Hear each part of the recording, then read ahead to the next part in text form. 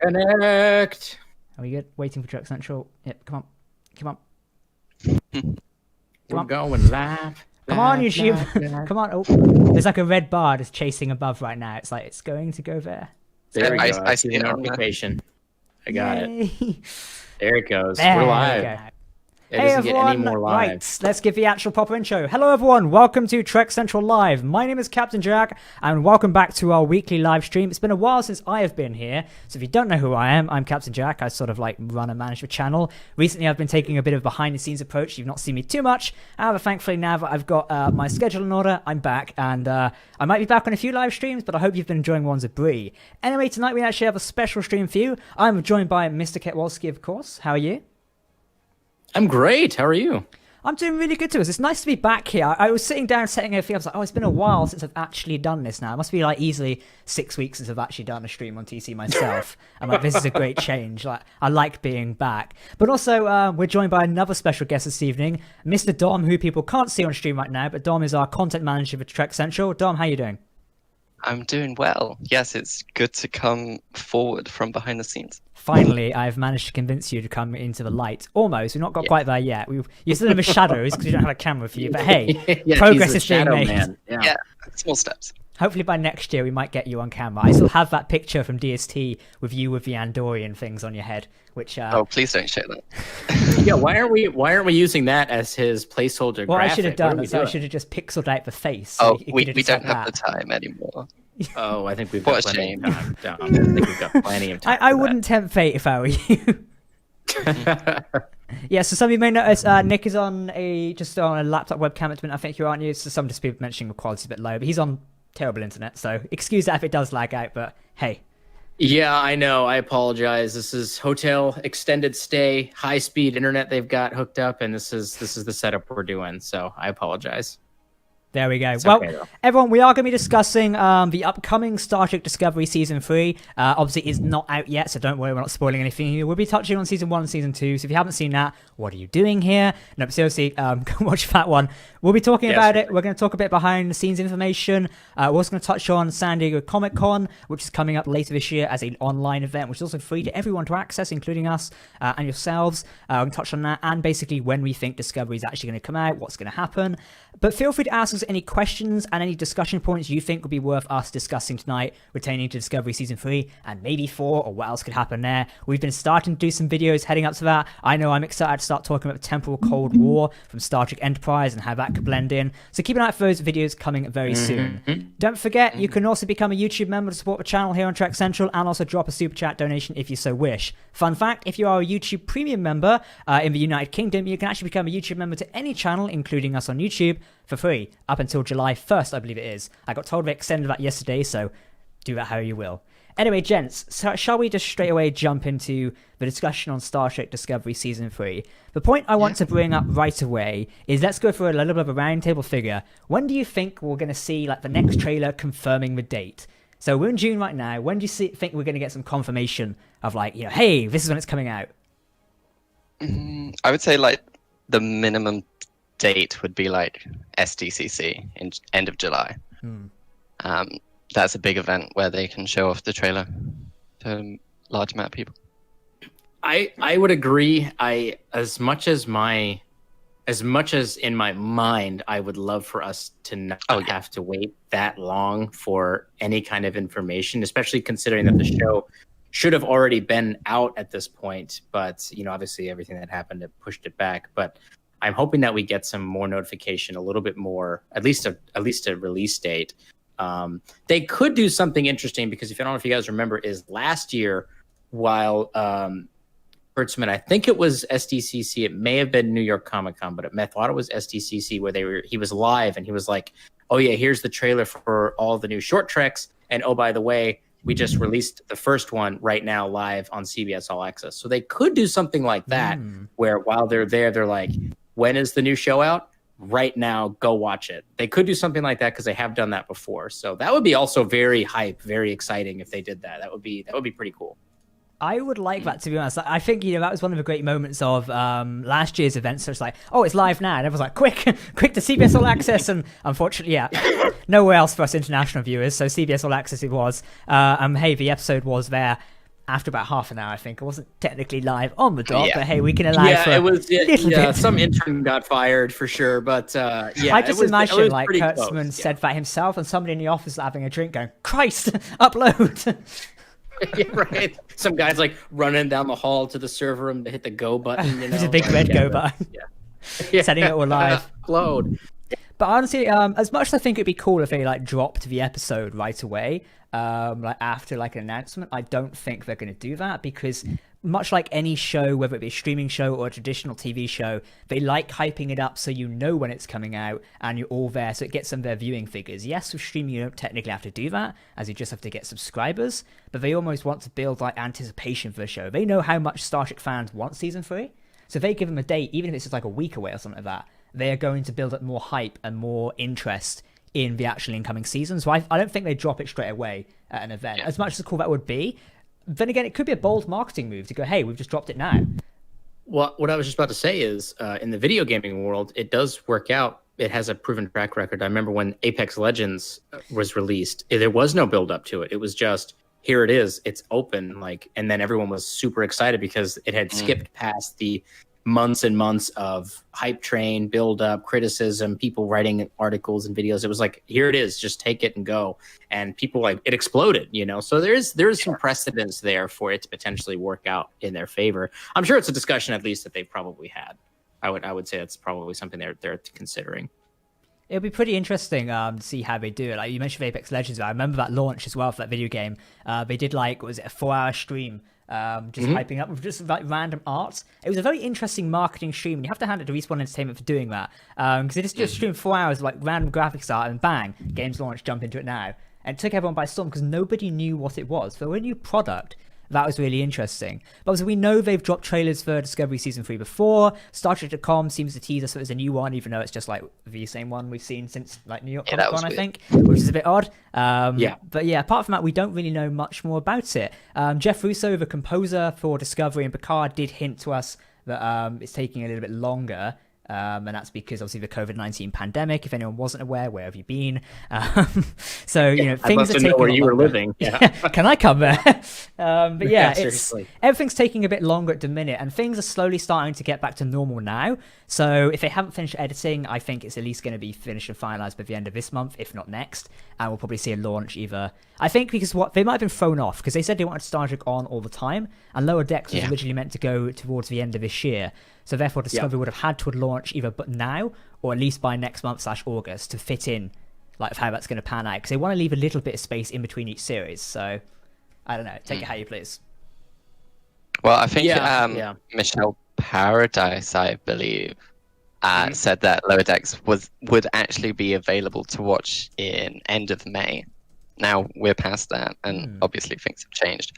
But it'd be interesting to see when things release now. Yeah, my thought right now is, I actually, just based off of the tweets that Mike McMahon has sent out and stuff like that, the kind of the showrunner for Lower Decks, is I think that the first season of Lower Decks is likely finished already, but they're going to restructure that release in order to help with the padding, like you were saying, Jack, because they were trying to get Star Trek on all the time, but now the other shows have already been delayed in terms of production, so they're going to try to slide everything back a little bit, which I think is going to be good, because Discovery hopefully will be around probably end of July, early August, which will take us into September-ish timeframe, October timeframe, and then they'll probably do Lower Decks for the end of the year, and that gives them a little bit more time to finish up and get started on the other shows that they're trying to do. I know Picard Season 2 is supposed to start filming soon, and all those other shows were supposed to kick off, but obviously with the holdup. Right, Strange New Worlds is supposed to be kicking off. We do know, based off of some stuff, that they've already done a lot of the pre-production, and some of the scripts have been cracked. But yeah, so it's my personal opinion is Discovery and Lower Decks are being kind of strategically placed with their premieres in order to ensure that there's more Star Trek for the second half of 2020. things are definitely being realigned, to suit that as well. And also then they've got to think now, I suppose, even for the second half of 2020, they've got to think about 2021 as well, because these streaming services like CBS All Access, you can't make subscribers wait too long for new content. Yes, of course, it's not just Star Trek, but if I've subscribed to like Netflix or if the only reason I'd subscribe to CBS All Access currently, for myself personally, is to watch Star Trek. I'm not really interested in any of their shows. Don't really have the time to look at another show. So therefore, they're probably repositioning, like you just said there, to make sure people get enough content, like almost like drip-fed to them in a way. Drip-fed may be the wrong term to use there, but it's like, right, you've got a bit of Discovery now. We're going to keep you on the edge until, Lower Decks. There we go. Then the time we come around next year, Picard Season 2. How that goes into place, I don't know. Then again, CBS have proven they can turn around a season very quickly. They turned around Picard Season 1 very quickly, for wrapping it up and having it out the door by January. So, yeah, it'll be pretty interesting. You don't have a good wife, Jack? Yeah. No. I think I've heard that mentioned as once. Hey, Jesse, by the way, how you doing? Other CBS shows, not really my cup of tea. I don't really watch that much stuff, so. Yeah, CBS All Access, obviously, and I think this does, in some regards, relate to Discovery Season 3 and Lower Decks in some regards, which is their whole, by the end of the year, they were talking about doing their rebranding with the Viacom, CBS, Paramount content package. So that may also work into some regards. They may be trying to set that up in some way where as they reinvigorate their streaming platform and get more of their stuff on there, then they may say like, oh, and here's Discovery Season 3, or even here's Lower Decks or whatever it is. They may be trying to, again, play that right, because they did that and it worked out well for them in the short term, for Discovery being the launch vehicle for CBS All Access. So if they're going to try to repeat that success, they're obviously going to want to do that with a mainstream kind of home name, which is Star Trek. And the only two shows they've got available right now is Discovery or Lower Decks. And that's a tough spot to pick, because Discovery still got a lot of negative energy focused on it, but Lower Decks is completely unproven. So it's like, how do they work that? I don't know. That's very challenging, though. It's interesting to see how it'll work out. So I guess my next sort of like talking point would be, what are we so far thinking about the story of Season 3? Now, obviously, yes, we know limited information about it. However, from what we've had so far, Discovery seems to arrive in, this new century, 32nd century off the top of my head. It is? Yeah, 32nd century. Yep. I keep getting confused because the 31st is the Temple Cold War. 32nd century. It looks like the Federation and Starfleet are either some sort of distant memory or destroyed. It's not really made clear in the trailer, but the idea is that organization is at least faded in the people at the time's memory. So therefore, Discovery is going to be this beacon of hope. Taken also from producers' thing, the theme of the series seems to be hope and restoring hope to what looks like almost a shattered galaxy in a way. So Dom, as our resident lore expert, what do you think of the current state of Discovery Season 3's galaxy? Take it away. Well, like you said, with 31st century being linked to the temporal Cold War, I don't know if it'll come true, but I particularly like if it is the result of fallout from the Temple Cold War. Because if crewman Daniels operated in the 31st century, we've seen the effect of the Cold War on his past, but we haven't really seen the effect on his future. And I think that would be pretty interesting. For me, and Nick, I'll pass it to you in a second, it's very interesting because I love the Temple Cold War arcs of Star Trek Enterprise. I know many didn't, and rightly so. It's a bit odd to, take a prequel series and bend it in with futuristic time stuff, and it wasn't everyone's cup of tea, but it bent in there. And also, we've got to remember, the Temporal Cold War is a temporal Cold War. It's a time war, essentially. So they can go anywhere and fight anywhere, as proven with Star Trek Enterprise, when it ended up in World War II, and then in the future with Spear Builders, where you saw Prometheus classes blowing everything up, which is fantastic. And of course, the Enterprise GA, we can't forget that. What a weird and interesting starship that one was. So if the 32nd century is affected by the Temporal Cold War, all I'm saying is a Scott Bakula cameo as Admiral Jonathan Archer would be fantastic, and we'll leave it there. Yeah, definitely. I think I'm more partial to a Phlox cameo. All that we could do that. Any of that, to be honest. But Nick, what do you think of the state of the galaxy? I think based off of information that we've gotten from, kind of interviews from the showrunners and producers and writers, is a lot of people assumed that the Federation was destroyed, but I know that they've kind of hinted a little bit about who said the Federation was destroyed? So what does that mean necessarily? I don't know. You know, there is a militant group based off of the teaser trailer from last year. There appears to be like some kind of militant uniform group that looked like it had taken over the Discovery's engineering room, and they were pointing phasers at people and stuff like that. So I don't know if maybe that's the Federation remnants in some regards, or if that's an offshoot or a totally different thing. I don't know. I think the Federation still exists. I think that it has fractured for some unknown reason. And I do think that perhaps they're going to tie that into the Temporal Accords and the impacts of the Temporal Cold War. And maybe that it just fractured things in a certain way. I know that Daniels from Enterprise made it seem as though the Federation itself wasn't really a thing. He kind of talked about it in like almost the past tense in some sequences where he talked to Archer about it. So I'm not quite sure if that's something that had already taken place and that a different form of government had taken over, or how that's going to work. I don't know if they're going to bother to structure the entire season around what is essentially a throwaway line that was written, I don't know, like 10 years ago. So I don't know they're going to do that.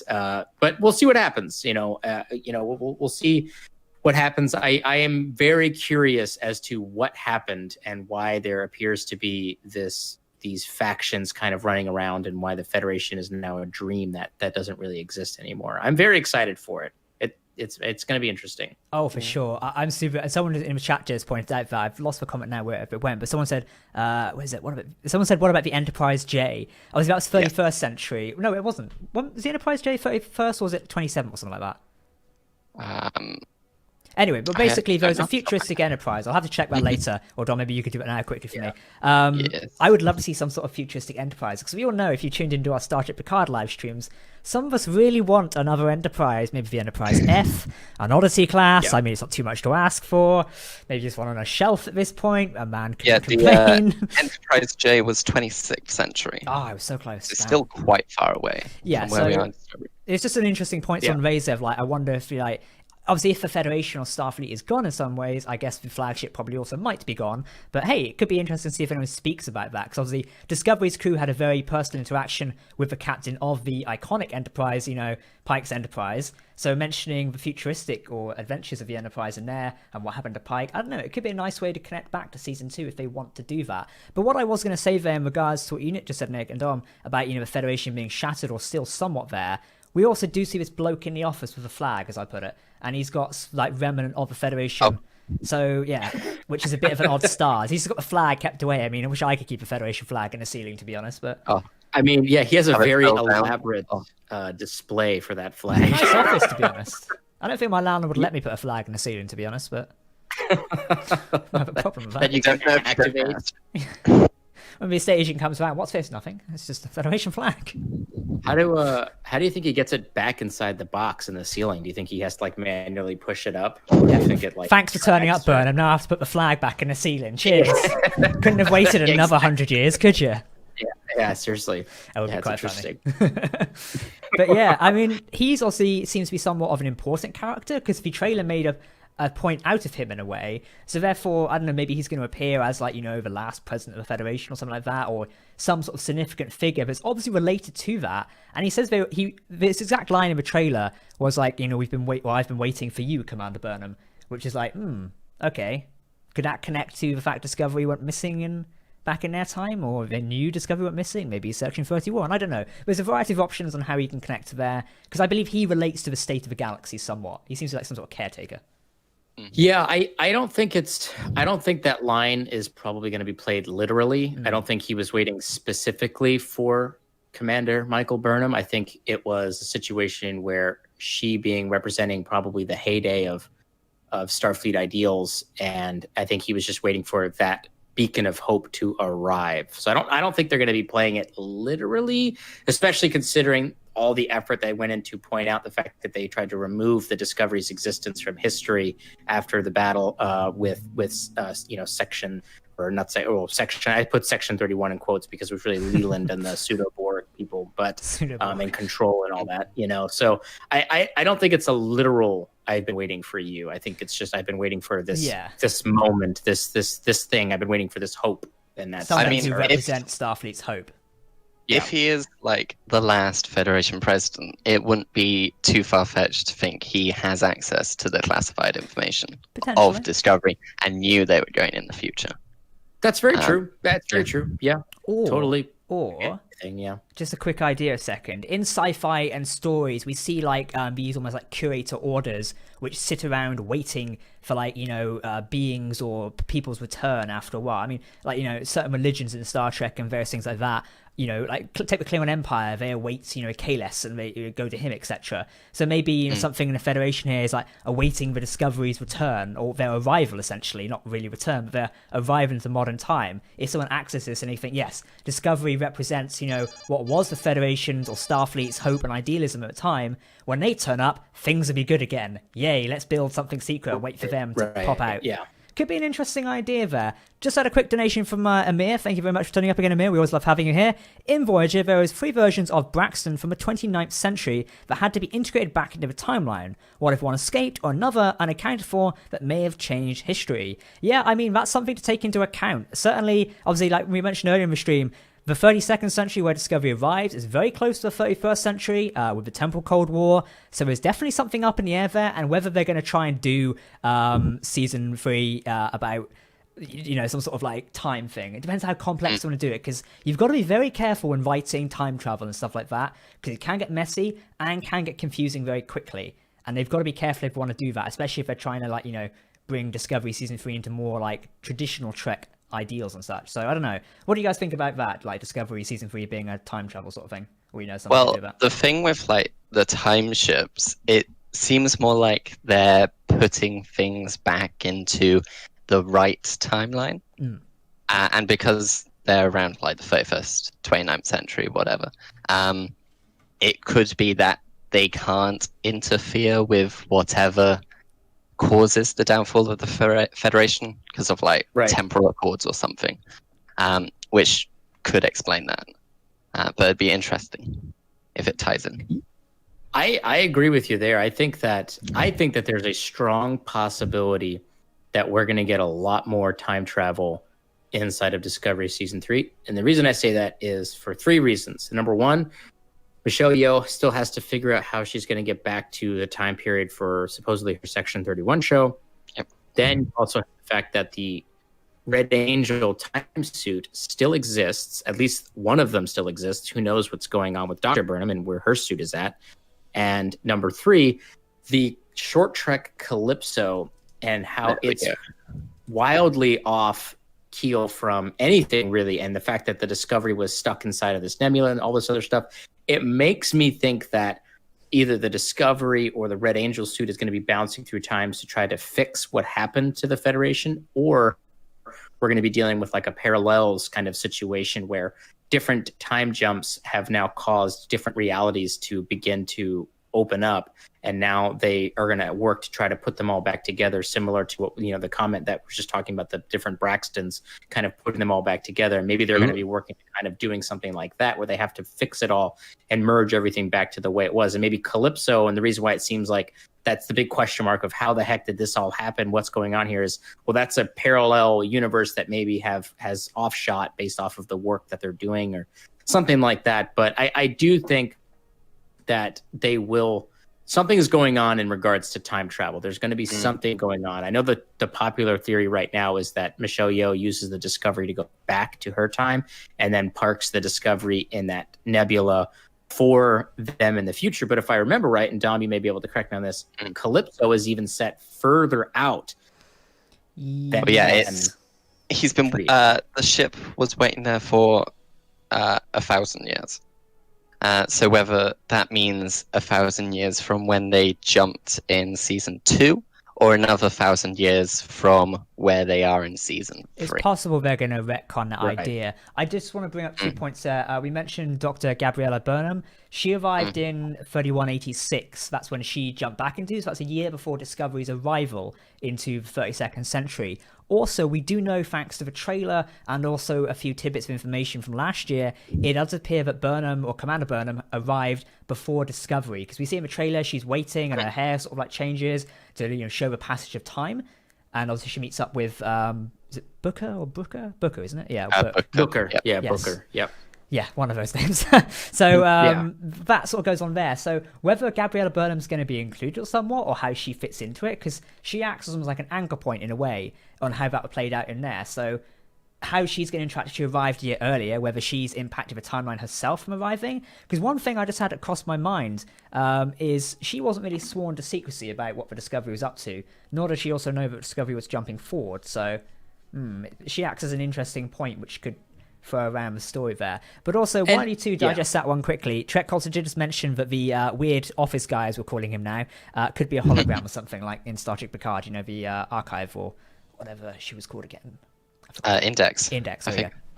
Yeah. He could be a synthetic. That would be a lovely tie-in to Picard. That would be a lovely, like, simple tie-in. Like, he's a synthetic life form that is there and was maybe programmed.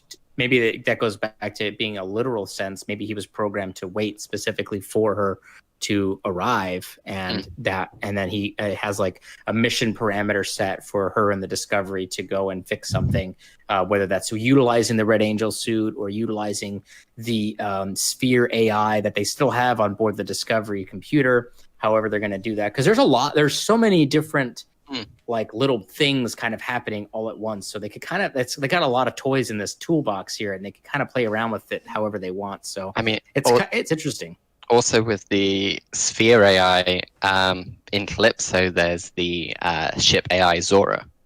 So we've got to get Zora onto the Discovery, and whether that could come from the Sphere AI or Ariam's memories or control or whatever. The idea of Zora, I always personally, under my own headcanon, because I know we all like to have that, I was under the impression that Zora evolved from the Sphere AI, like she was an evolution of the data.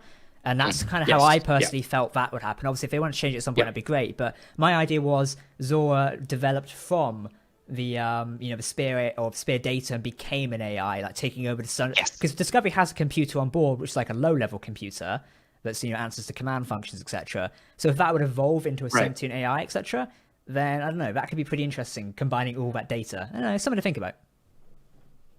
It totally is, and as actually somebody just mentioned in the chat, Jill47, I was just about to bring this up too, is you have Zora, who could be connected in some regards to either Ariam's memories that are still on the Discovery, and then also the Sphere data that is still on the Discovery. So there's a lot going on. That's why I was saying, like, there's a lot of pieces here that they can kind of move around with and kind of play around with. So I'm curious to see what they do. It's going to be interesting. My mind is swimming with ideas for what they could do. I mean, one thing I just wanted to bring up as well, in the trailer, because obviously we always sit down and analyze the trailer frame by frame because we love doing that.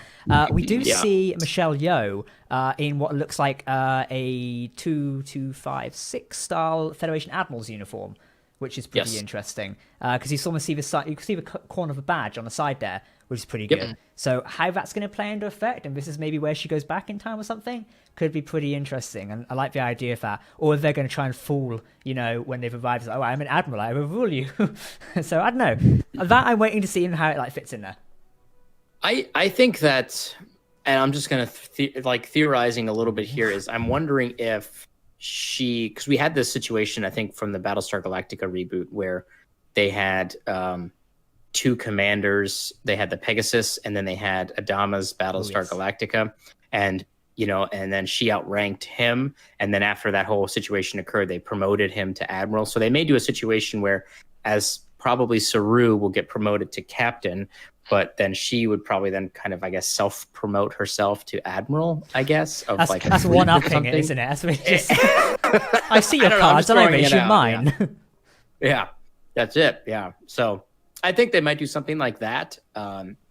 It'll be interesting, though. Like I said, there's so many ideas that they could go with, and the sky's the limit right now. They kind of have a pseudo-blank canvas and a lot of items in their box to play with, and hopefully they'll make a really great show. I'm excited for it. I think that's something Discovery needs. Discovery's got a very vibrant and talented cast, and the ship as well is pretty cool, and they can do a lot with a blank canvas, and they essentially have that. Obviously, yes, we've got to respect the past, but I feel like they can do that even better now with the fact they are so far in the future. There isn't really much in the 32nd century, to mess around with at the minute, so they can really write new history for themselves, and for a show which is about discovery. Right. Essentially, I feel like the tagline of season 3 should be "Discover the Future" or something. CBS, if you'd like to hire me at any point, I will happily do it. But trying to sell everything, but yeah, I don't know. It's pretty interesting, how that could play out there, because like I say, they have a blank canvas to play with. They've got a lot of stuff they can work with. They can do a lot of interesting stuff. We've already heard things about what they plan to do with the cast and how they really want to push boundaries of that. We've had actor Wilson Cruz and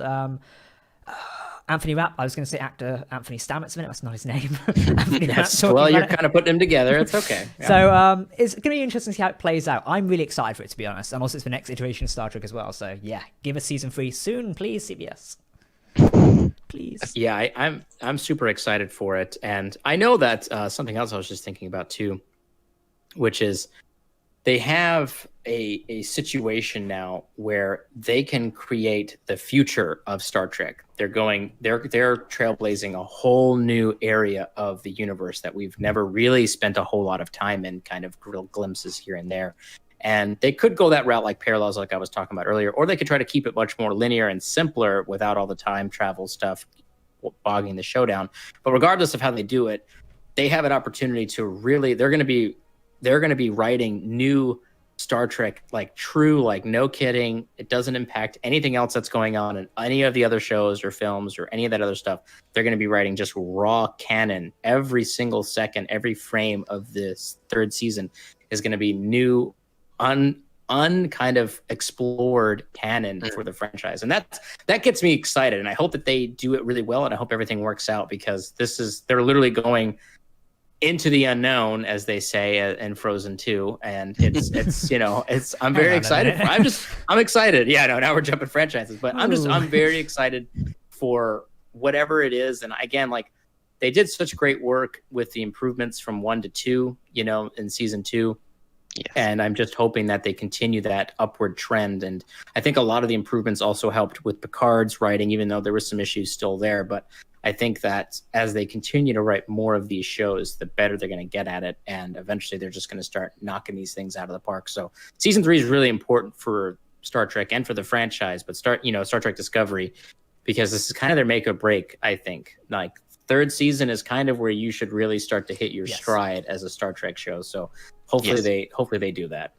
And I think it's been pretty, cemented right now that Star Trek shows, they do take a while to bounce, essentially, or, get their momentum. We've seen it like the Next Generation, season 1, season 2, season 3, yeah. That's my new scale of rating shows, and it's kind of similar with all of that. Right. I mean, Enterprise, when season 4 was, some people will argue that season 4 was where it really hit its stride. Unfortunately, didn't have the honor of getting past a season 4, but hey, and also I suppose we can compare it to Voyager season 1. For some people it's a bit meh, but season 2 picking upwards, straight on to there, which is pretty good. I just want to thank our 2 brand new donations before we do continue on. William says Dom is a great addition to the conversation. His recall and grasp of Trek continuity, I got the word right, is second to none. Way to get me even more hyped for season 3, guys. I'm glad you said that, because now I have more cause for concern to get him on the future streams. So unlucky.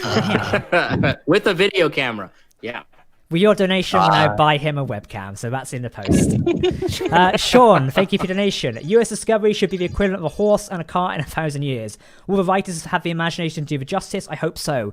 That's actually a great talking point. Sorry for banging the mic there. A great talking point there, because the Discovery was a very modern starship in 2256, 57. Therefore, fast forward to 32nd century, she ain't going to be very new anymore. I mean, the spore drive tech kind of allows it to be new, as we know no one else used that. Unless they decide to bring it out of classified files at some point during the war, etc. But hey, it would be nice to see some futuristic style ships, and I hope they bring in some talented designers to imagine them. I'm not massively keen on the Enterprise J myself, however, some certainly futuristic impressions, and there's a lot of fan art there they could look at as well. So I mean, the one thing we do have from the 32nd century is the design of, I believe, a Vulcan ship from Enterprise. So we do have some ship designs of the 32nd century. But yeah, it would be really interesting to see what the designers come up with. Yeah, so what Sean is saying is a very common, and I'm not implying this for you, Sean, I'm saying that it's a very common comment that I hear from people who really don't like Discovery, and they say they bring this up now. It's like, well, this ship's going to be totally wiped away. It's 1,000 years old. This is such antiquated technology. But there is an opportunity to tell a really interesting story from a couple of perspectives, which is they have to kind of do a lot of running and hiding. They actually don't have their spore drive because if we remember, the drive itself is still there, but Paul Stamets got totally jacked up at the end during the fight. So he was in sickbay, basically dying on that bed that, that Cobra was trying to save him, and they were kind of doing all that. So he's not going to be able to just jump into the chair. But the other thing, too, is you have an opportunity, I think, for showcasing the technological differences, but also maybe showcasing a little bit how after the Federation fell apart, maybe technology itself kind of went into like a decrepit state and kind of stopped moving forward. And I'm not saying that it would still be like the Discovery should be able to hold its own. It really shouldn't. But I think that would be kind of a fun thing to kind of also play up, where it's like after the Federation fell apart. Now so you got the Romulans that are falling apart, and then the Federation that is falling apart, and who knows what's going on with the Klingons, likely also fell apart. So all of these major powers kind of are not where they used to be. So was technology continuing to push forward, and has it kind of slowed down a little bit? And I wonder if they're going to be able to play that up a little bit. So I'm it's a common complaint, but I'm actually really curious and excited to see how they fit that into the story, because they have to. I think it'll be a fun thing to watch. One thing I did just want to mention, as you brought it up as well, is obviously, the ship is going to be old when they arrive in the 32nd century. Now, if I quickly open it on the PC, and unfortunately I can't show it to people just yet, however, some of the branding for season 3 so far does not actually feature the ship. This will be the new branding that was released at the end of Star Trek Picard, and also some of the leaks, which we can't show you. However, it's very similar to what was brought out. The ship is not featured in it at all, and it's unusual for a Star Trek series. Even season 2's promo art featured Pike, you had the Enterprise and also the Discovery, but none of season 3's branding so far actually features the Discovery, which is a bit interesting. So whether the ship is going to be taken out of the picture early on, the trailer makes a good staple point of it though, because even Saru says this ship is our home, and we'll do a justice. I think he says that in a trailer. I can't watch it right now. Yeah. But he says something like a very nice shot of a Discovery disappear. So it's going to be, it's pretty important because the ship is named after it. And I'm not sure whether you can blow up the ship and still name the show after it, to be honest. But I guess we'll see how it plays out. My thing is I think that one of the most, other than removing the complexity added in by the Calypso short trek, let's take that out of the conversation for a minute because we still don't know what's going on there. I think one of the things that they could be doing is a simple kind of on-the-fly retrofit where they upgrade the Discovery and it looks different, and it's the same ship, but they kind of retrofit all this new technology into it and they kind of upgrade it in some regards, but it looks different. Maybe it's got new nacelles or something like that, and maybe that's why they haven't put it into the promo art, because they don't want to continue advertising the old ship, but they don't want to reveal what this new design may look like. So that would be kind of cool too, especially if someone turns up and goes, hey, we'll give you a retrofit for free if you help us do this. That could be pretty interesting. I mean, that guy, the Federation dude, he may have like a shipyard or something, or some technology available, like park it in here. Because we've seen technology like that before. We saw that in Enterprise, actually, where the Enterprise stopped at that docking ship and it immediately fixed it or whatever. It was like taking people's bodies or whatever. It nicked a couple of your crew members, but it's fine as long as you get free repairs. But your ship's working. What do you want? Yeah, Stop complaining. Right, exactly. So they have technology like that. Is prevalent in Star Trek already, so it could be something like that. I don't know. Maybe we'll get the magic screwdriver device from Picard, where you just have to imagine the Discovery being more advanced, and it'll just be that way. Can I imagine that doesn't exist? I like Picard, but that thing was also a bit like, well, hey. You did mention there the automatic shipyards. On a quick tangent, for those who are interested and liked that element of Star Trek Enterprise, there was a whole book series, and Dom, I think you've read this one, a book series on Enterprise where they actually end up going to war with the people who made those shipyards, and it explores like Malcolm Reed commanding his own NX class, or Columbia class by then, I believe they're called. So it's a really good book series. I'd definitely read it again, and I'd love to make it out in a video, because that was some very good storytelling about them going toward the automatic shipyards. Before we do continue on, Tom Casey, thank you for the quick $2 donation saying you guys are good together, keep it up, thank you. And Sean again with the donation says you couldn't upgrade a horse and cart with jet engines. Well, I'll have you know, we'll give it a try. Sean, that is such a lack of imagination. Okay, you absolutely could upgrade a horse and cart with jet engines.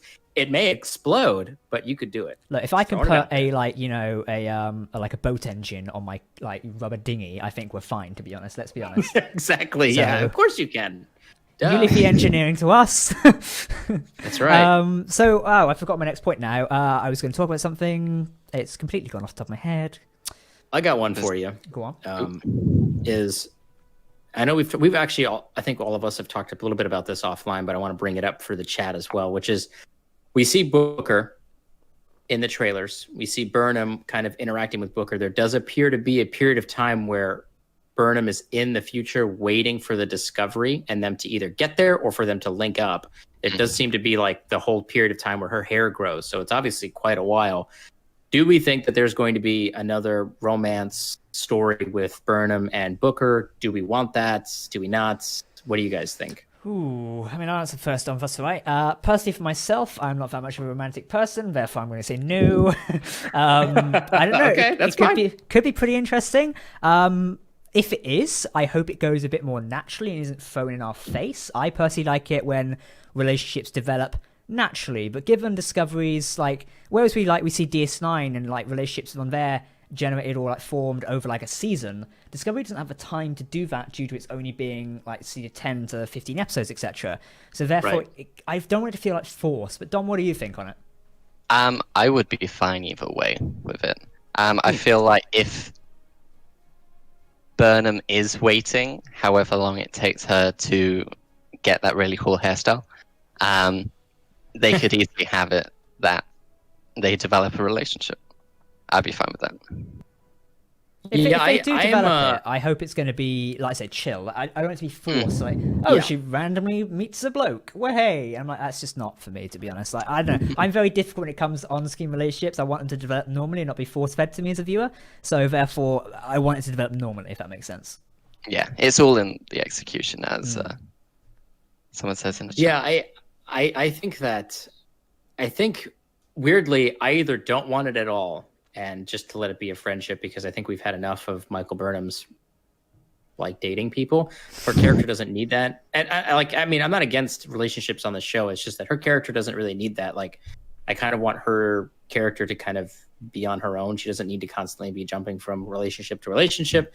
But I kind of either don't want it at all, or I want it to happen. I actually want it to happen off screen. And part of the passage of time will probably be like a time passage montage where they just kind of visually showcase them living together and kind of living their life, and maybe even like doing a settling down type situation where it's just kind of, it happens, but we don't need to necessarily experience every frame of it. But when the Discovery arrives, it's like, here's my boyfriend or whatever, Booker, and that's my opinion. I just don't think we need to. I don't want to spend.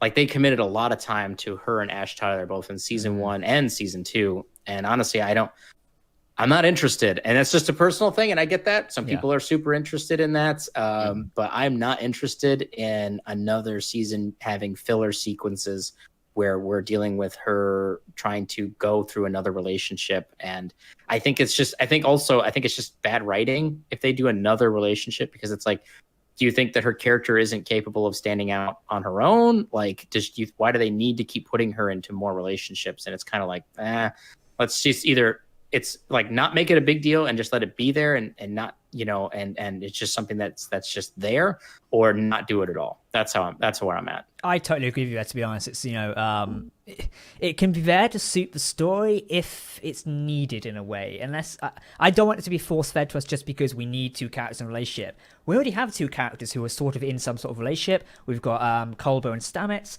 I would love to see how their relationship develops. That is a relationship we're seeing develop across all seasons. Season 1, they were happy, and someone accidentally killed him. Well, accidentally being quote-unquote. Season 2, they're a little bit meh. Season 3, let's see if it repairs. At the very end of Season 2, it appears to repair. So therefore, let's hope they follow it through into Season 3. We see how those two, come together, whether they get back together. But also, a relationship in general, everyone's relationships is going to be tested because the crew are alone. They're out here in the frontier, in the future, away from their families, their actual loved ones. Other people may have had relationships in the past. Definitely not seeing them anytime soon. They're definitely dead unless they're time travelers. Hate to really, just piss on the bonfire there, but hey, that's where it's going. So, I don't know. It's going to be interesting to see how relationships as a whole develop there. But hopefully they're written properly. And I think they will be. It's just, we probably should see how it like develops. Certainly. So yeah, I agree there. And what I was thinking about while you were talking about that stuff was, I remember in like Battlestar Galactica during like the first and second season, like a lot of the crew wasn't really hooking up at that point, but towards like the third and fourth seasons of that show and towards the end, like a lot of the crew from the Galactica was starting to get married and have kids, and they had families living on board the ship. And it felt like a natural progression where it's like the initial shock of it is like, well, I don't know, maybe we'll hook up a little bit, but nothing crazy. But then as the initial shock of losing everybody wore off over years, they kind of became family and everyone kind of started to mingle. I think if they try to jump into that with Discovery right off the bat, that's going to feel way too forced. So it's going to take, because from their perspective, they've only been traveling for a second. Like they're just going to appear in the future. You know what I mean? Like it's just, there they are. So it'll be interesting to see how they kind of play that up a little bit. So, I really agree with you there. Before I do just continue on that point now, William, thank you for your $3 donation. If he doesn't have a Trill time to Dax connections, we'll talk about it in 2 seconds. I know Dom definitely wants to speak about that. Amir, thank you for your $10 donation. You brought it up to me ages ago. Hard to believe Discovery hasn't been found in 1,000 years. It was hidden in some temporal anomaly where time moves fast in the 32nd century. It would give a chance for Zora to evolve. Yeah, I mean, we discussed it a little bit earlier. I guess that I'll see, how it plays out there. But why don't we just jump to the Dax connection straight away? Dom, you're quite good with Dax and Trills, so why don't you take that one away? Yes. Well, I don't actually know how the Trill will tie in. I think it'll definitely link to the non-binary character, which we'll get in season 3, which has been rumored, because I think we see them in the Trill pool in those caves. Yes. Right. But it could be that the crew of the Discovery are going around to the former Federation members and trying to band them together for some reason. That's how I think they're going to link together. But yeah, I have no idea other than that. That could be pretty interesting. I almost when you said that there, for me, like the Trill idea just popped in as like, a buffer update in a way. So it's like, we're going to learn, if you just blend with this person, we'll update you on the 900 years plus you've missed or however many it is. Ooh. So it's like, pop into this pool, blend with this person, and well, hey, you've got the whole newspaper in one. Something like that, I don't know, could work really well. But I guess how this other new character will tie in as well with the Trills could be pretty interesting, because this new character who we think is going to be non-binary, that's what's been hinted. CBS haven't officially commented on it yet. However, other actors like Anthony Rapp and Wilson Cruz have mentioned things about the idea of having a non-binary character, or at least pushing Star Trek's, I forget what the word is now, when it comes to discussing issues, not issues, that's the wrong word. Does anyone know what I mean? Discussing things like that. Because Star Trek's discussed LGBT, but I think they said inclusivity and diversity. Yeah, so they want to push that even further to discuss things like being non-binary, which I think is great, because Star Trek definitely should touch on that, because it's done so much for the LGBTQ community in general. I'm sorry if I've got that wrong. I can't remember off the top of my head. So yeah, that'd be pretty interesting, and how that character will tie in to the story as well, because originally, and we mentioned this at the start in the trailer, we see this character a part of the people who have boarded Discovery in their different uniforms. Yep. So is it going to be one of these stories where they have a change of heart and then they join the good guys, which is our lovable heroes? It could be interesting. I'm really keen to see how it plays out, and I really hope they write the character correctly and they really push Star Trek acceptance and inclusivity into the right direction. I think I said all that right. Hopefully. Yeah. So I'm excited to see that. With that binary character, they do have to be a little careful with that, because merging with if she goes into the pool and then potentially merges with and becomes a Trill individual and has their symbiote, like how does that play out from kind of a social commentary perspective? I don't know how they're going to kind of work that, so they got to be a little careful with how they approach that, because it's like, oh, you're non-binary and we're going to throw this symbiote in you and now you're something else, and what's the message there? So they got to be a little careful with that. But I think ultimately, if done right, I think it'll be still very good. And yeah, what the Trills and the Trill pool and that character have to do with the story is such a huge, that's more unknown to me than my theories about Calypso. I have no theories about what's going on with the Trill and why it's so important. I have no concept of it, unless the symbiote that this character, kind of joins with has information or knowledge that the Discovery needs in order to help repair the Federation or something like that. And it could be a situation where it might be a Dax situation. I don't know. I don't know if they're going to go that route, because that might feel like they're shoehorning in that character kind of in a way. But yeah, it'll be interesting to see what they do there. I think your idea of it being a info dump would be interesting, but I think they should do it a symbiote that isn't the Dax symbiote. One, to show that there are different symbiotes, because we've mostly only seen Dax.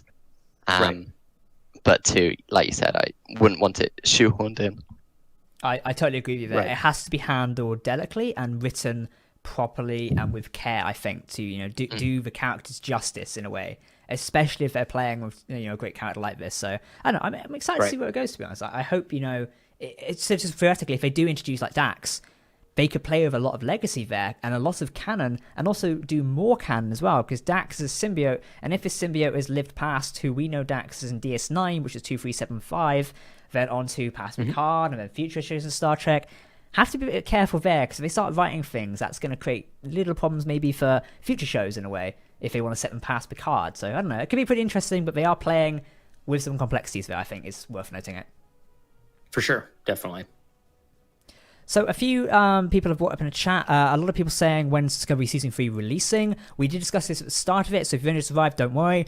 You'll be able to watch this whole stream later should you miss it and want to rewatch it. We currently have no confirmed date for Discovery's arrival. The latest trailer did point out to us that it would be coming in 2020. Obviously, we have got the pandemic currently on, so we do know they've faced some delays. In fact, a lot of the team are now editing at home, which, as you can tell, is going to take a little bit longer time. Jeff Russo, the composer, is also composing the music from his home studio. Again, it's adding a lot of time.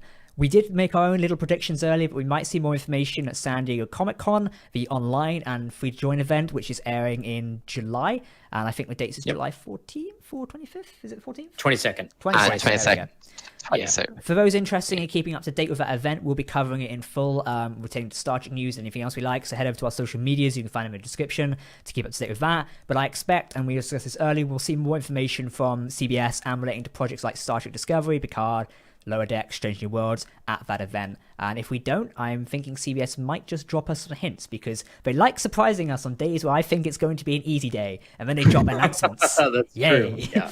So that Strange New World announcement just came out of nowhere. I was like, so, today will be a good one. I'll sit down, have a cup of tea. Oh, hell. Pike's been announced. I know. Yeah, it changed my whole day. I know. It was great. Wait, really? That was an interesting day. Yeah. Really shook things up there. Let's have a look then. So, Trill Hybrids, a new symbiote character with relevance. I got one for you here. Go on. So we saw in the trailer those guys with the hand cannons. They looked like they were probably chasing Booker and Burnham. And we saw a prison, looked like a prison room where there's like cells and stuff like that, where they were still shooting at them. Who do we think those people are? And what's going on with that? Because they look like mixed races, as we saw. I think we saw humans. I think we saw Andorians, Cardassians, Lurians. Cardassians. Yeah, right. So there was. I think it looked almost like a. That was what was kind of strange. Is who do you guys think those people are? Dom, would you like to answer first? Well, I mean, if it depends on like when Calypso takes place, but they could be the Fedreish that Kraft mentions. That's true in the Calypso short trek. Yep. Yeah. That they hold on to the past, or they could be whoever Kraft was with. So I think that could be an interesting way to tie it together. Isn't Fedreish like something associated with the Federation? I thought it was like some sort of anagram. Do you want to touch on that? It's like the phonetics stretched out. I could be making that up, but it's something like that. Okay. Yeah, somebody figured it out when it arrived, and I think the writer or the director, the writer confirmed it. Yeah, yes, the writer confirmed that Fedreish meant Federation. Yeah. Which the writer being Michael Chabon, who wrote Star Trek Picard Season 1, or was a showrunner for it, and will write parts of Season 2. So that'll be pretty interesting. I do wonder if he's going to return to like Picard or Star Trek in a bigger capacity, because he went off to make his own show, which has now been cancelled for various reasons. So I do wonder if he's going to come back to like Picard or like something else, or at least for the CBS's Star Trek Sphere at the minute in general, because it'd be pretty interesting. Because Calypso's a very cool short trek, and yeah, I'd like to see more of his work. Yeah, a Vidresh is a syncope, which is a type of linguistic distortion. That's what you can learn today on this stream. I've learned something new. Yeah, that could be. I think that's a good theory. I think that might be who those people are. Is that they're the Vidresh, and they're still, maybe that's why they're still kind of a conglomerate of different species, because they're the ones still holding on to what the Federation was in the past. So that's definitely a huge possibility. And maybe that ties back into the whole hope thing, because they've lost their way, and they've kind of tried to hold on to the past, but by doing so, they actually lost what it actually meant to be a part of the Federation. And that's what the Discovery is going to be there to do, to kind of help bring some of that idealism back into the Vidresh or whatever. That's an interesting theory. I like that one. We're definitely seeing season 3 carrying that sort of hope banner, which has been discussed by creatives and the cast before. So how that fits into it, because the Federation itself throughout Star Trek represents strength, unity, hope, and basically this ideal world where things are peaceful. I forget the word, utopia, I guess, could be applied to it. So therefore, if that's gone in season 3, the 32nd century, as we touch back to what we mentioned earlier, Discovery represents that ideology and that hope and that utopia. So I think that's going to blend in very well. Yeah, I agree. Dom, is your secret weapon Jack? He has the Star Trek goods. I don't have any Star Trek goods around me, unfortunately. My desk is not Star Trek filled currently. I need to get the models out again. I moved house and packed away everything. Right, you got the new model, didn't you? The yes, Chimera. I got the Chimera class, which the heavy was destroyer Captain Nogship, wasn't it? Yes, it was actually. Yes, yep. Nogship, yep. Nice. Oh, it's a very good model. I need to get the Odyssey out again. That's the only model I have in this office at the minute is the Borg Tactical Cube, which I have 2 of because Eagle Moss has got the order wrong. So there's now 2 of them in this room. So send one to me. Oh, I'll send it over in a bit. What happened to Michael Chabon's new show? Yeah, we'll touch on this quickly. I believe it was making something. I can't remember. Does anybody else know about this? It's based on a book of his, but I can't remember what. It wasn't about a real event or something, or they was making it about a real event, but apparently there was a bit of backlash to it or outcry, and then it wasn't decided to be made or something. That's what I read, but no idea. Well, I think he's actually making more than one show. Oh, okay. And I think one of them got the plug. I think the one that you're talking about, Jack, is the one that got the plug pulled on it. I think the one that Dom mentioned about his book is the one that's still going forward. If I got the whole story there right, yeah. That makes more sense. That definitely gives him more time. I mean, these creative folks that are kind of running Star Trek right now do seem to be capable of kind of wearing their multiple hats. So I know Kurtzman's rolling out with his new show Clarice and all that. So yeah, so they're still working on other projects, so which is good for them. Whatever, keep your creative juices flowing. Oh, definitely, and it's going to be pretty interesting. Ghost Ship was the show that was cancelled in 2016. I'm not sure. Might be that one. I can't remember, to be honest. I might have read it somewhere. So a couple of also mentioning Strange New Worlds and the other Trek projects. So I guess we can touch on this as we're coming up to an hour now. Obviously, other Trek projects that are currently in production, because it's been a while since we sat down and spoke about Trek in general. We do know the Nickelodeon animated show is floating around somewhere. We've heard rumors it's supposedly going to be called Star Trek Prodigy. No confirmation on that yet. I think if we're going to see anything public about that, it'll pop out at SDCC, or if Nickelodeon, because it's more of like Nickelodeon is a kids sort of network and the show is a kids thing, it may appear somewhere else. It depends how that show is going to be formed and produced in a way, I guess. So, and that's also animated. We may see that there. Obviously, we've got Strange New Worlds, which we will probably won't see anything new about just yet because they're in pre-production, and I don't think they've shot anything yet, or I think they've done a little bit, only a tiny bit. I'm not sure. I don't think they've shot anything yet. It's a tiny bit. They might have done these test things. So they had the sets anyway, so. Yeah. We'll probably also get... we probably are going to get a trailer for Lower Decks at SDCC. Yes. Which should be good, because we've not actually seen any footage of Lower Decks. We haven't even seen any animation. I'm going to stop and correct you there, Dom, because at DST 2019, we saw a blinking animation. We saw a little bit there. That doesn't count. yeah, that does count. That does count, technically. To be honest, I'm looking forward to Lower Decks. I'm going to be honest, animation usually isn't my go-to thing to watch, not typically the style of Lower Decks. I typically like more animation like Star Wars: The Clone Wars and Rebels, etc. So seeing it in Lower Decks, it's going to be interesting. I'm open to ideas. Star Trek teaches us to be open about new things, so I'm looking forward to it. And I hope, because obviously Mike McMahon has written it, I hope there's a bit of comedy in there, because we all need a laugh in the world right now, given current events. So having that show towards the end of this year to top it off would be great, and I can't wait to see them do that inside of a Star Trek universe. It brings back to like Robot Chicken Star Trek. Can we get some of that going again? Yeah. Oh, sorry. Go ahead.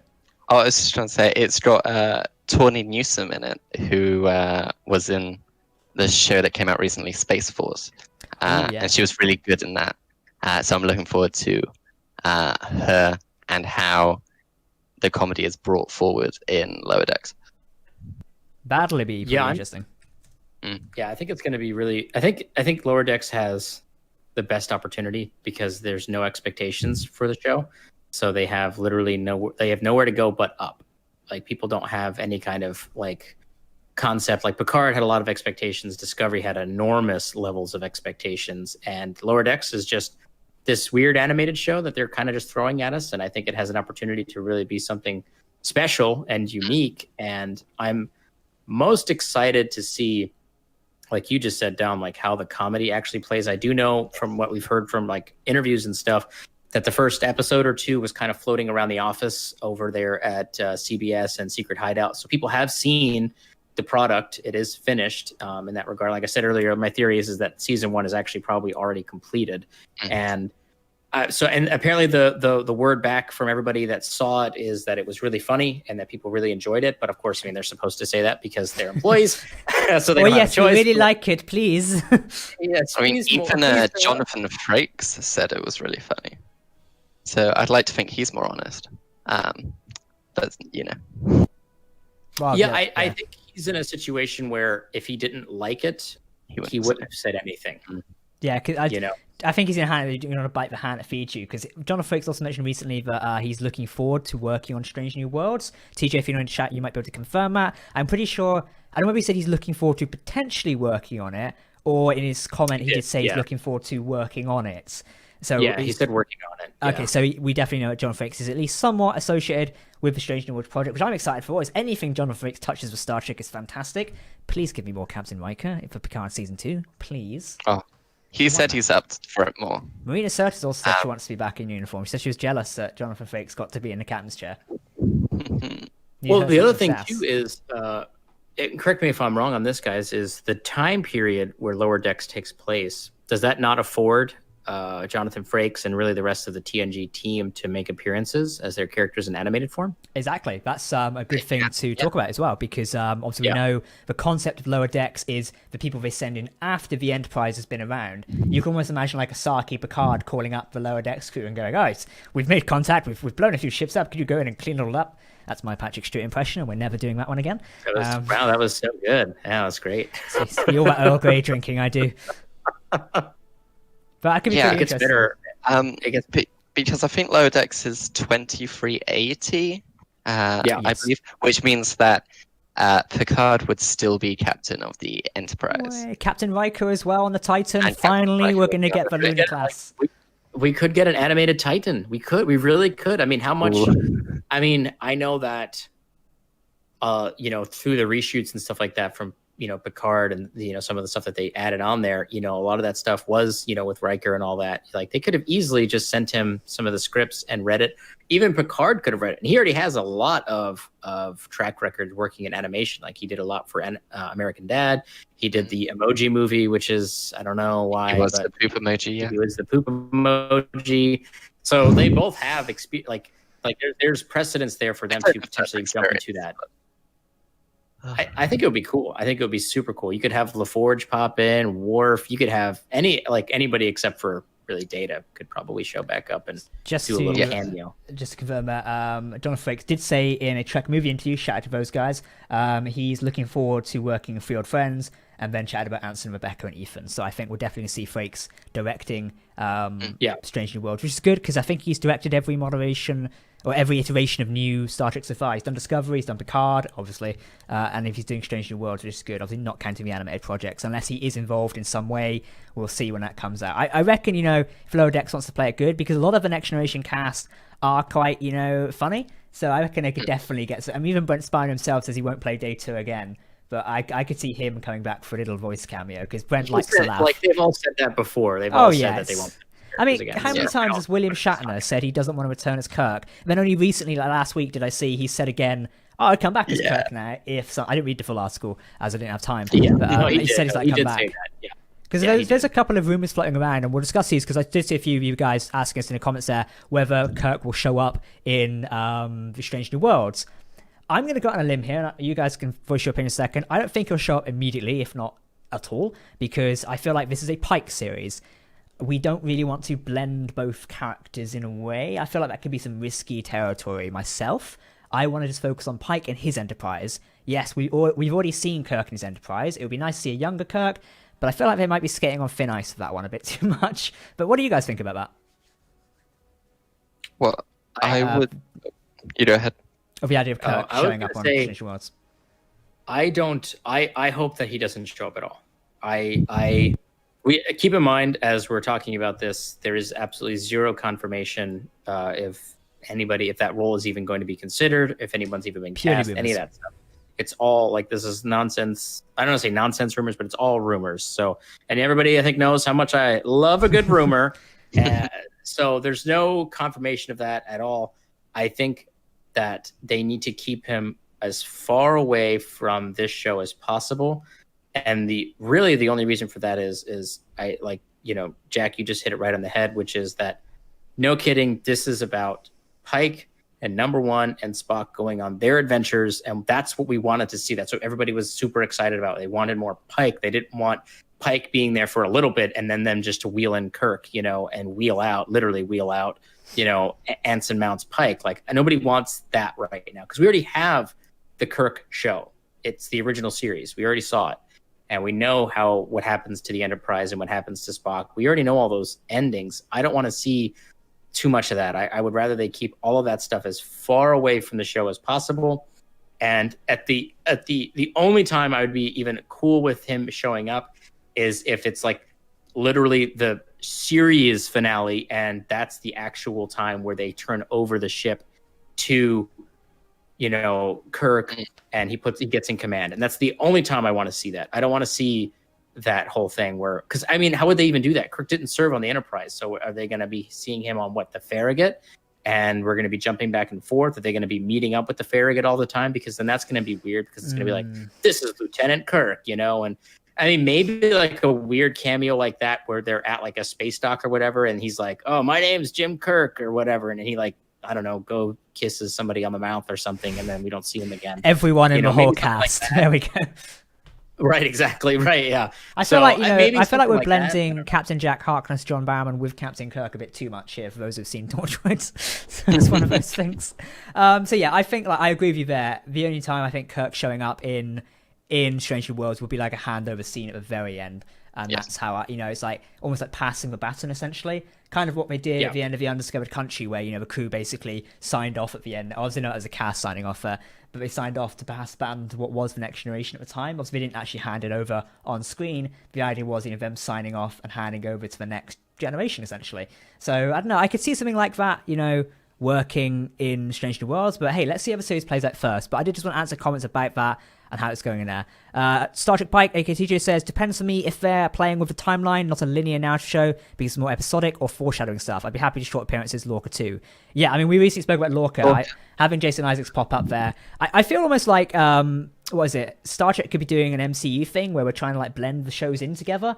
Could be an interesting concept. Obviously, it's hard to do with Discovery and Picard, but obviously we've got Strange New Worlds and Section 31, which is supposedly going to take place in the same time sort of era. So they could blend those shows together and have crossovers. Lorca got rescued on Star Trek Pike, but now he's in, Section 31 as a main character, something like that. Hey, I'd have Lorca or Jason Isaacs as a main character again. Who wouldn't? Oh, yeah. That'd be pretty interesting. I think I forget which one of you guys said earlier about having a short trek that brings Jason Isaacs' character back from the mirror universe into the Prime. And then from there, his character can make appearances as required in any of the variations of the shows. I think that's a cool idea. It gives him the opportunity to kind of play a different character, even though it's similar. And we also get kind of a resolution to a big question, which I think is still pretty popular within the Trek community, which is what's going on with Prime Lorca, and we want to kind of find out what's going on there. So they set that up pretty well, I think, from Discovery season 1, that they were like, oh, so he must be dead. And it's like, is he? I don't know. So they could play that up. And I think that would be a fun way to kind of inject his character back into the Prime universe and give him an opportunity. Maybe he'll get a captain's chair and they do another thing, like I was just talking about with Kirk, where they bump into the ship and they're doing something and they're like, oh yeah, I just got back from the mirror universe. And you know, how maybe, you doing? Right, exactly. Or they could have a moment where was it Pike?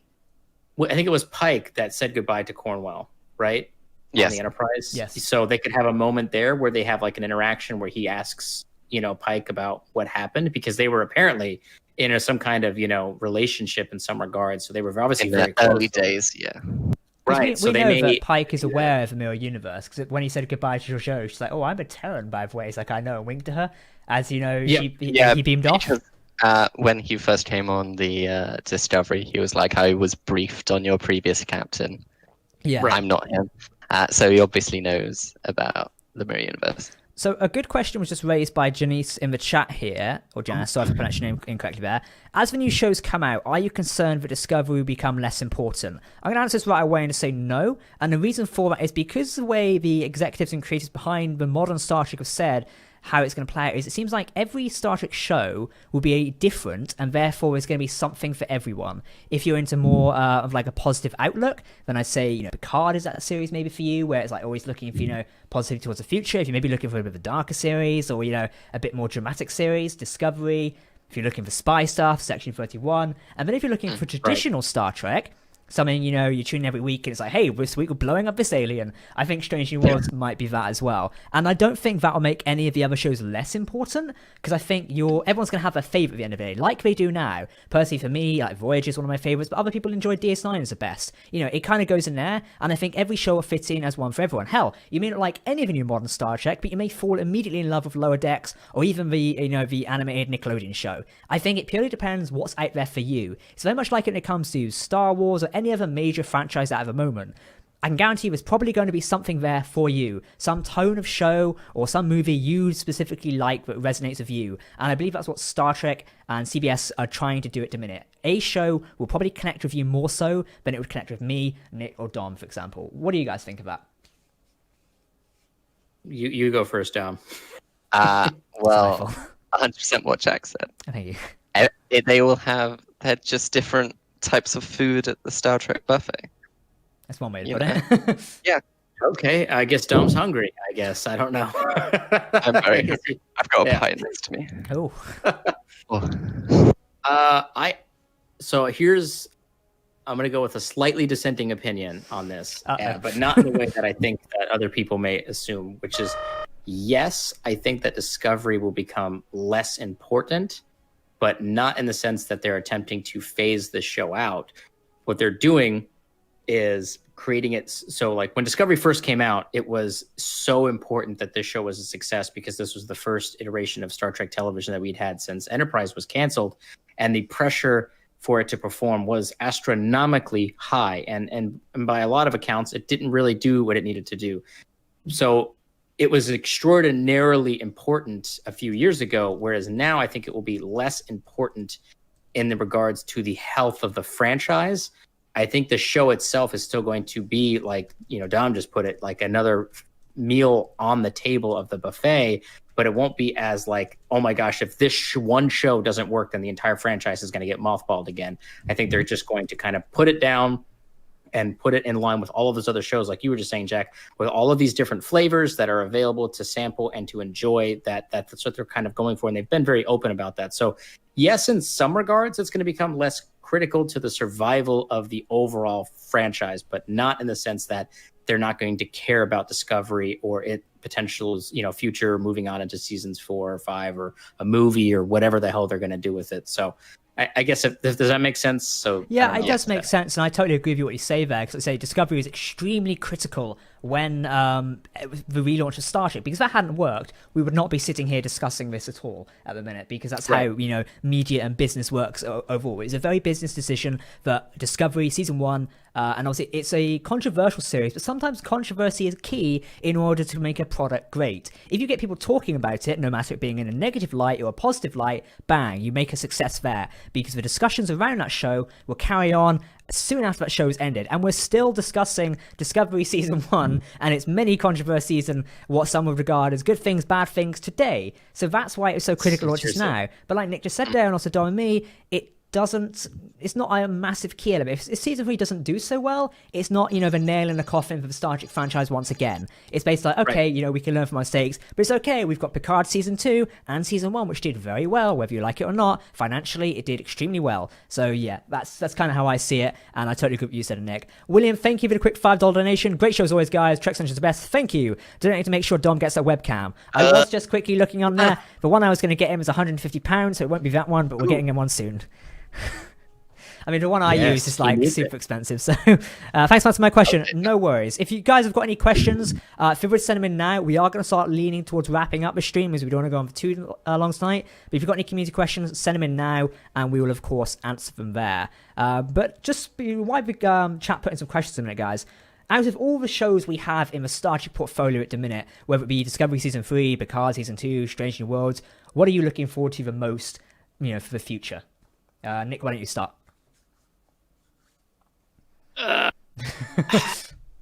The one that I keep going back to this, the one that I'm the most excited to see and experience is Lower Decks. That's the one I'm the most excited about. And it has nothing against Picard or Strange New Worlds. They're all very exciting, and I'm very excited to see all of them. But Lower Decks to me is such an anomaly of just how is this going to work, and is it going to work, and what is it? Because there's really nothing available to even begin to conceptualize an opinion about.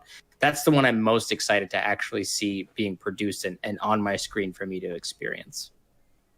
And Dom?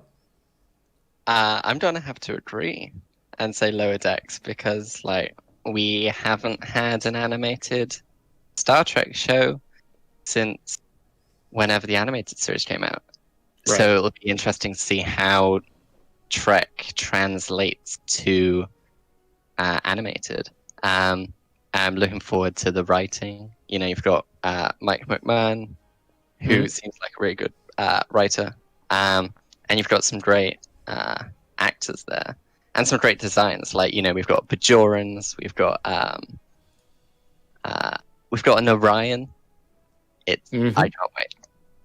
Yeah, I'm going to throw a curveball in here because that's me. While I'm really excited for Lower Decks, personally for me, Strange New Worlds were at, and I know TJ is like, yay. But for me, it's Strange New Worlds because I like new things as well, new shiny things, and I really want to see how they tackle Captain Pike's character more. For me, I fell in love with Anson Mount as Captain Pike. The moment he came aboard Discovery, beamed in there, and as soon as he shook hands with Saru, he just exuberated, that's a nice fancy word, that Starfleet energy that we all love. He basically gives across the natural charm of a Starfleet captain. It's almost like the guy you want in command of a ship. Picard's lovely and all, but give me a bit of Pike. I mean, come on now. He's like the guy who, will break the rules slightly, but he'll be cool at the same time and not tell you off at the end. So that's my, stick around a t-shirt. So yeah, that's kind of how I'm looking forward to it. For a few people sending in some questions here at a minute, someone said, do you think the Section 31 show will actually happen? Yes, I don't believe it's just going to be swept under the rug just yet. Obviously, the difficult one is, the pandemic's thrown a curveball into plans for everyone, not just CBS. Also, Michelle Yeoh's schedule is extremely busy, so I don't think we'll see that just yet. I have a feeling Strange New Worlds will take priority, as they know they've got a guaranteed audience for it, and they've got the cast on standby, and I believe they've had them at least on some sort of retainer for a while now, as Anson Mount hasn't done anything new for a while, unless TJ can tell me now. But also Rebecca Romaine and Ethan Peck don't seem to have done anything, so it seems like they've been keeping them on standstill. But Michelle Yeoh, she's a very hard actress to lock down. You can't tell her to sit still for 12 months and do nothing. So yeah, exactly. I think Section 31 will happen. It's not the series I'm rooting for massively and not one I wanted, but I'm optimistic. I'd like to see how it plays out. And hey, maybe a Black Ops series could do really well because, Star Trek is about, doing the right thing at the end of the day and, being this utopian future. But we always like to see the opposite. What happens when we bend those rules and, sometimes you have to break a few eggs to make, an omelette in a way. That's like the worst reference I've made, but you get the point. Usually behind great empires. Wait, what happened here? I thought it was a story. No, the buffet one about all the different Oh, Trek right, shows. sorry. Yeah, the buffet. I'd like a buffet right now. That would be pretty good. Jack just wants new starships. Of course I do. I mean, come on. If Picard, like season 2, doesn't give us any variety in starships, I will cry quite a lot, because we all like to be, well, some of us like the ending part of Picard, but just chucking in a Sovereign or maybe a Lunar class, or dare I suggest an Odyssey class, you know, you knew it was coming. I could see Nick smiling from a mile away. That could have been pretty interesting, but I don't know. I hope, you know, more ships do come. Also, we've got a new ship with lower decks. The USS Syracuse or something. I was just about to say, Lower Decks is going to give you probably several new ships. I would imagine there's going to be quite a few in there. Exactly. So I think it's going to be pretty interesting. I see a few questions about Species 8472. I don't know if they'd fit into current Star Trek lore in any way. It doesn't seem like there's a window of opportunity for them to fit in. Obviously, in Star Trek Online's lore, they came in 2410 or 11, wasn't it, Dom? And basically 2409. 2409. Well, earlier than that, but yeah, they were basically kicking the shit out of Starfleet and the Alpha Quadrant and blew everything up, including our space dock, because the devs wanted to remodel it. Great little bit of storytelling. I love those missions. Yeah, super great. Yeah, I would say that 8472, the only way I think that would blend really well at this point would actually be inside of Lower Decks, because it's kind of this weird kind of species with the shape shifting and the, you know, fluidic space and all that other stuff, where I feel like they could integrate that into an animated show where it would feel a little bit more natural, as opposed to the much more hard-lined approach that they're taking with Star Trek like live action right now. I agree with it. I think someone also put Breen as well. They could also be included in, you know, I guess the Lower Decks, we look at it as well.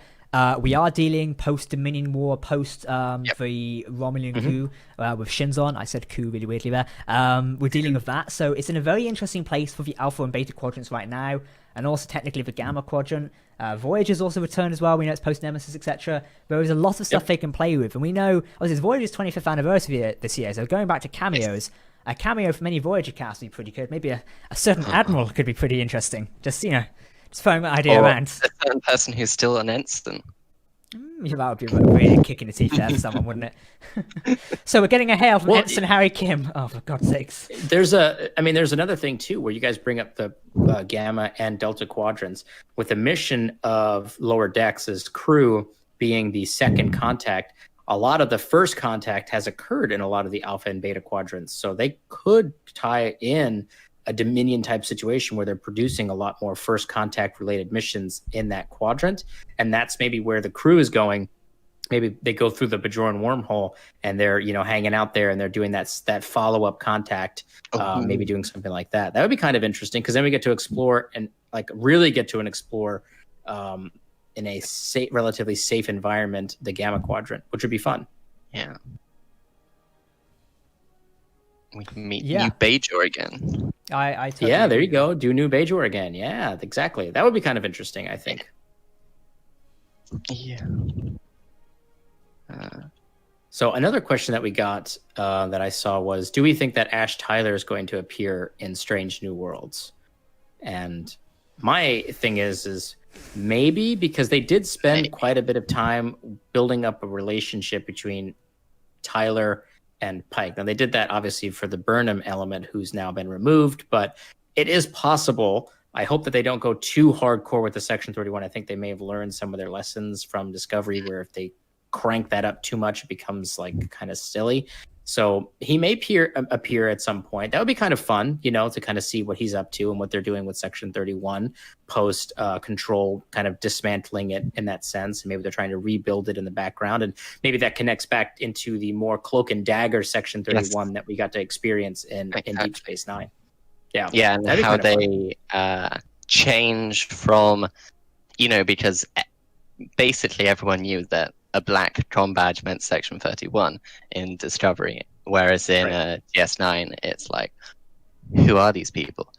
So it'd definitely be interesting with Tyler being basically the leader of Section 31, how he's changing it and whether he'll interact with Pike. Yeah, definitely. So there's a possibility there for sure, which I think is kind of interesting to kind of play that up a little bit and kind of give them an opportunity to kind of correct the ship in some regards. They could always claim later that that was their plan the whole time, which I highly doubt because of just how everything unfolded from season 1 to 2. But that would be a fun way to kind of help course correct that issue that people do have, like, well, how come everybody knows about Section 31? But it's like, well, actually, we dismantled it and then we rebuilt it in secret. That's how it kind of worked. That'd be kind of fun. I'd like that. That'd be a good way to bring him in. That, going back to sort of cloak and dagger stuff would be really interesting. Did Phlox return to his home world, or is he still alive and being discovered? I don't think he'd be alive by the 32nd century. I know they can live a while, but I don't think Phlox will. I don't think he can be alive by the 32nd century. I might be pushing it a little bit. What about Phlox and other Enterprise people in Strange New Worlds? Yeah, I mean, T'Pol could make a cameo because she's supposedly meant to be alive by then, isn't she? Yes, Vulcans would still be alive. She would still be alive, but I don't think they're going to get Jolene Blaylock to put the suit back on. Yeah, I don't think she's ever been very keen on it. And it seems like a lot of the Enterprise cast, or at least the two key figures, Scott Bakula and Jolene Blaylock, they've not been... I think they're a bit burnt by the end of Enterprise, rightly so as well. As there's a big discussion at another point. But yeah, it's... Yeah. So, I don't know. It's something to take into account.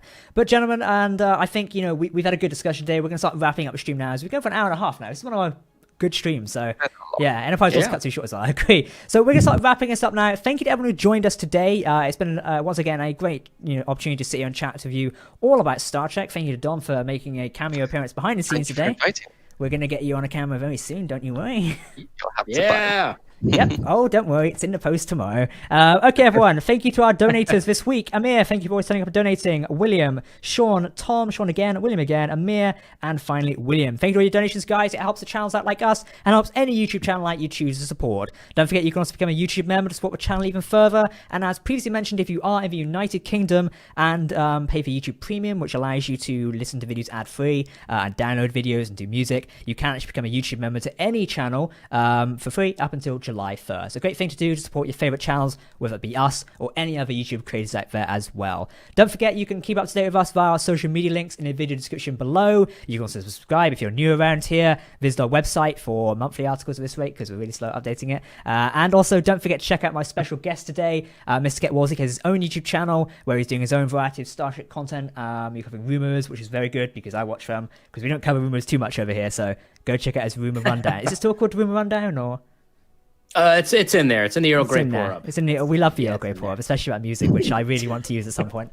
But gentlemen, thank you for joining me today. It's been a privilege and an honor as per always, and hopefully we'll get back again for a new stream. And people say nice to hear Dom. Yep, don't worry, he's not getting away that easy. He'll be back very soon.